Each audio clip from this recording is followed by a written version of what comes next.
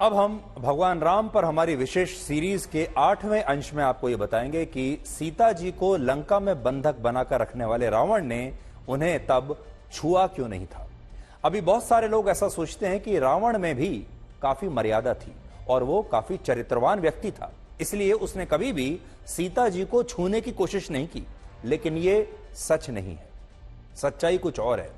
रामायण के उत्तरकांड में रंभा का उल्लेख किया गया है, जो स्वर्ग की अप्सरा थी और जिन्होंने स्वयं को नल कुबेर के प्रति समर्पित किया हुआ था। नल कुबेर रावण के भाई और धन के देवता कुबेर के पुत्र थे और इस रिश्ते से रंभा रावण की एक तरह से पुत्र वधू थी।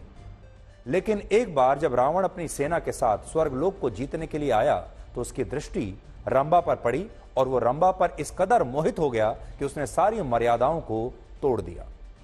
रामायण के अनुसार रावण ने यह जानते हुए रंभा के साथ दुष्कर्म किया कि वो उसकी पुत्रवधू है और जब रंभा ने इस घटना के बारे में नल कुबेर को बताया तो नल कुबेर ने रावण को एक श्राप दिया, जिसका उल्लेख उत्तरकांड में मिलता है। नल कुबेर ने श्राप दिया कि आज के बाद अगर रावण ने किसी पराई स्त्री को बिना उसकी सहमति के स्पर्श किया तो उसके सिर के टुकड़े टुकड़े हो जाएंगे। और इसी श्राप की वजह से रावण सीता जी को लंका लाने के बाद भी कभी उन्हें छूने की हिम्मत नहीं कर पाया, क्योंकि वो जानता था कि उसे यह श्राप मिला हुआ है और उसका विनाश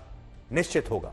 यानी रावण एक ऐसा राक्षस था जो स्त्रियों का अपहरण करने के बाद उनके साथ दुष्कर्म करता था और उसने अपनी पुत्रवधू पर भी बुरी दृष्टि डाली। इसलिए जो लोग अज्ञानतावश शायद रावण को यह सोचकर अच्छा साबित करने की कोशिश करते हैं, चरित्रवान बताने की कोशिश करते हैं कि उसने मर्यादाओं की वजह से कभी सीता जी को छूने की कोशिश नहीं की, उन्हें हम ये बताना चाहते हैं कि रावण वो दुराचारी था जो स्त्रियों का सम्मान कभी नहीं करता था और बलपूर्वक उनसे अपनी बात मनवाता था।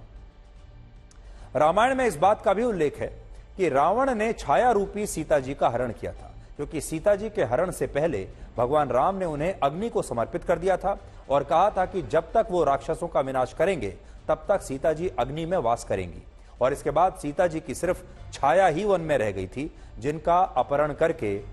रावण उन्हें लंका ले गया। और बड़ी बात यह है कि यह बात भगवान श्री राम और सीता जी को ही पता थी और लक्ष्मण भी इस प्रसंग से अनजान थे और उन्हें इसके बारे में कुछ नहीं पता था।